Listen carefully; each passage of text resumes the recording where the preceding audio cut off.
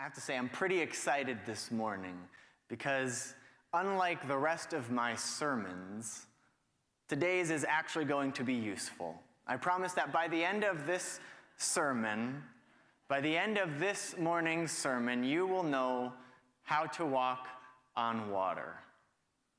All right? I see some skeptical looks out there. Okay, fine. We'll see at the end. We'll see at the end where we're at, who's laughing. Okay.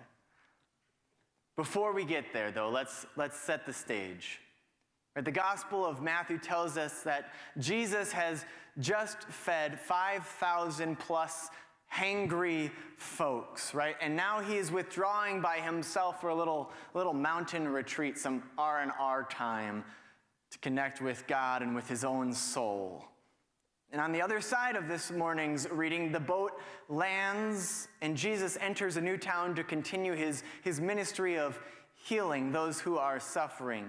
Two episodes that, if you were with us last week, two episodes that illustrate Jesus' purpose, his vision for his life, his why.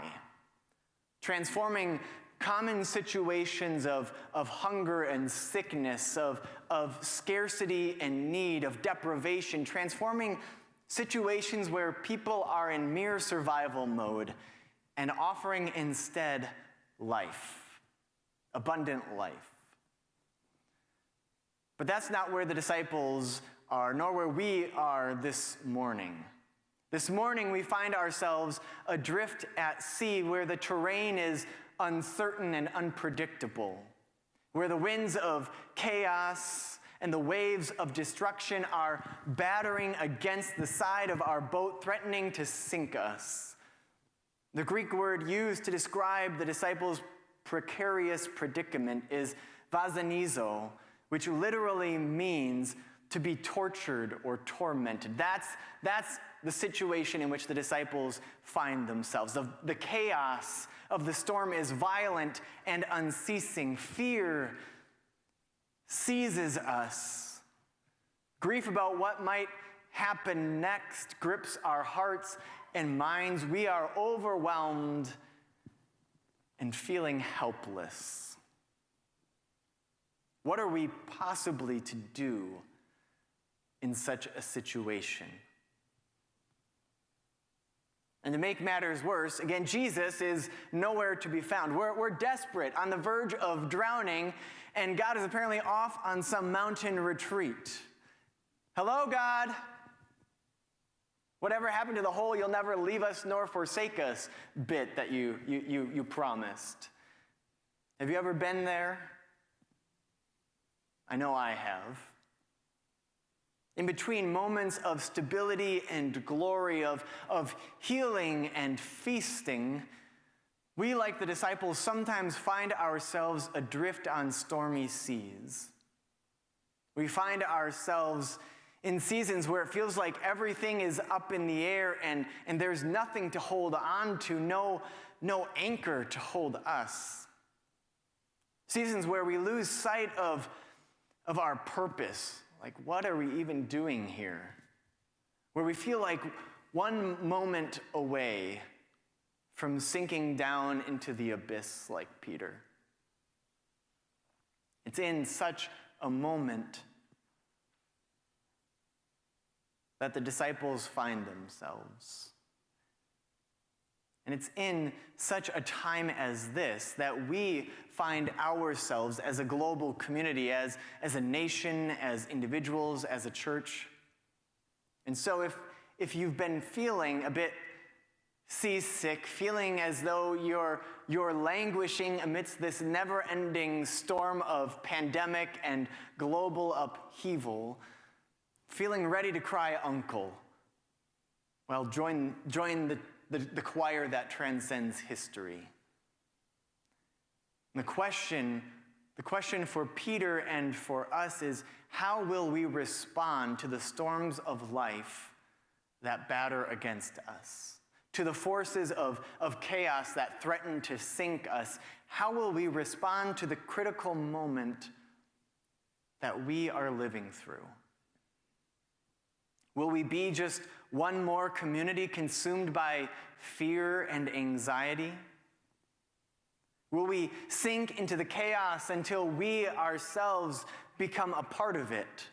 Until our words and actions don't rise above, but rather mimic the very destructive forces that we claim to be against? Will we ourselves become part of the storm threatening to drown this world? Or will we choose over and over to bear witness to another way of living in the face of chaos, to another way of navigating the storms of life, to effectively walking on water? Right? This is what Peter ultimately shows us. Peter shows us that the alternative to our world's fear-based and anxiety-driven response to uncertainty and chaos is trust. Trust in God's abiding presence, even when God seems absent. Is that really you, Jesus? Peter asks. It can't possibly be, right? We left you on shore. You see, the conditions of trust presume a context of uncertainty, of anxiety. It presumes that we are not in control and we recognize it. The invitation to trust someone means, well, that there are reasons not to. And Peter, like us, has some pretty compelling reasons to not trust that Jesus is there with him amidst the chaos, right? First of all, again, they left him on the shore.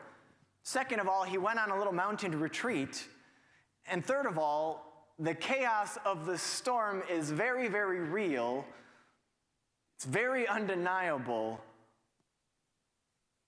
And so given all of the facts, all the details between Jesus and the storm, it's much easier to believe that he's a ghost, he's an apparition, well, then that this is not real. And yet it is in precisely just such moments that the character of our faith is revealed. You see, faith isn't certainty. The opposite of faith isn't merely doubt. The literal meaning of the Greek word that we translate as faith is trust. Amidst the storms and uncertainties, we are called to trust in God's presence, even when it feels as though God has left us alone. But this raises another question, right? Why? Are you sick of that question? Those of you who were with us last week, are you sick of that yet? Why? Why trust? What good is trust in the face of chaos? As the forces of destruction and violence and death bear down all around us, where does trust get us? It's a good, honest question. Trust in God's presence enables us to live from a place of groundedness. Right? To respond to what's happening around us from our true center. To act from our purpose and our calling, rather than getting caught up in the anxiety that distracts us and leads us, like so many around us, to simply add to the chaos. We respond to the violence with more violence, to the rage with more rage, to the hostility with more hostility. We get caught up in these destructive winds circling our world. This is the challenge that remains before Peter with each step that he takes upon the water. It's not a one and done kind of thing. He walks on water or he doesn't, but a way of living that we must choose over and over again, moment by moment with each step. But Peter does begin to walk on water. Did you catch that? And it's only when his focus shifted from that trust, when he becomes distracted by the chaos and overcome with fear, when he noticed the storms, that is when he begins to sink. Jesus immediately reaches out his hand and catches him, saying to him, You have little faith. Why did you doubt? Why did you doubt that you could do this? The Greek word used here for doubt, though, isn't really skepticism about a proposition or an idea. It isn't, is this true or false? Does God exist or not? Do you believe that? Can you believe that? Or do you have some doubts? Is it possible to walk on water? Do you believe that? Or do you have some doubts? Rather, it's the doubt of vacillation, the kind of doubt where you go back and forth between trusting in someone and not trusting in them. Right? Here, that someone being Jesus, being God. Jesus is saying to Peter, Peter, you know my voice. I told you that I would be with you always. You know that I have come so that all may have life and have it abundantly. I've been with you on this tiny boat amidst great storms before. Remember how I overcame them then? And remember how I told you, just as God has sent me into the world, so I am sending you. That even greater things than those that I have done, well, will you do by the same power of God within you. Trust in this promise, Peter. Trust in this calling. Focus on this mission and vision with which I have entrusted you. You see, in the end, this story isn't really about answering the question of whether it's literally possible to walk on water. Did you notice that detail? That this detail is not the thing that Peter focuses on? It's not the question of concern. He doesn't respond to Jesus walking on the water and go, holy cow! Jesus, let me in on your little secret. How do you do it? Again, as is the case with every miracle story, if we focus our attention solely on whether or not it is really possible, if we make the miracle the object of our faith or doubt, well, then we miss the actual point of the whole story in the first place, the wisdom and challenge that is being offered to us still today. It's frustrating to hear other pastors preaching that and to have this popular image of Christianity as that's what it means to believe, to simply believe the impossible of walking on water, as if that's the object of our faith. But that which challenged Peter and the disciples, that which has challenged the church throughout history and remains a profound challenge for us today, in this critical moment that we are living through, is will the church, like Peter and the disciples, remain grounded in God? As the storms swirl around us, will we continue to trust in the vision that God has given us, or will we become distracted by the chaos? Will we too become overcome with anxiety? Again, until the point where we sink down into it and simply start adding to it. Amidst the forces of hostility and destruction, will we remain focused on our true purpose?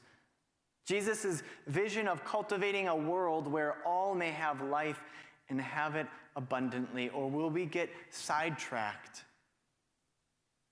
with things of lesser importance, things that we can grasp onto and control when so much seems out of control? This is the challenging invitation that our scriptures offer us this morning. This is how to walk on water. This is what Peter getting out of the boat represents. Trust me, it's just as big of a challenge and no less seemingly impossible. Despite the fact that, again, there are 380,000 churches in America, such communities are an endangered species. Communities that live and model this way for our world, which is why our world is in such desperate need of them. Not just another church, so-called church building or community, but a community committed to following this way, to being stewards of this vision and purpose. And indeed, this is what we've been entrusted with, to be stewards of this vision, this purpose. A community that bears witness to what is possible in the face of the overwhelming forces of what is. A community that models another way of responding to the violent storms. A community that meets fear with trust. That meets greed and scarcity with generosity and abundance. That meets denial about the severity of our world's state of affairs with truth born of conviction and courage. That extends mercy and pursues justice. A community that values and celebrates and includes all people, rather than excluding based on our prejudices.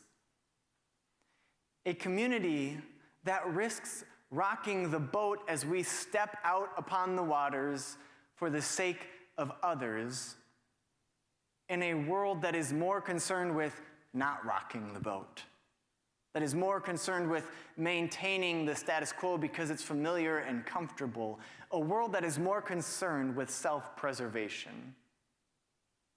We are stewards of this vision. In this stewardship season, such a time as this that we are focusing on, we are reminded that we risk stepping out of the boat.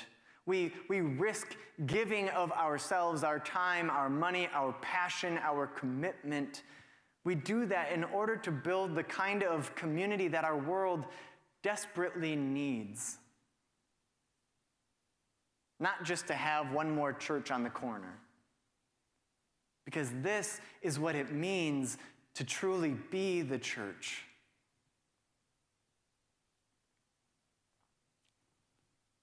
May it be so. For our healing and flourishing. For the healing and flourishing of all the world. Amen.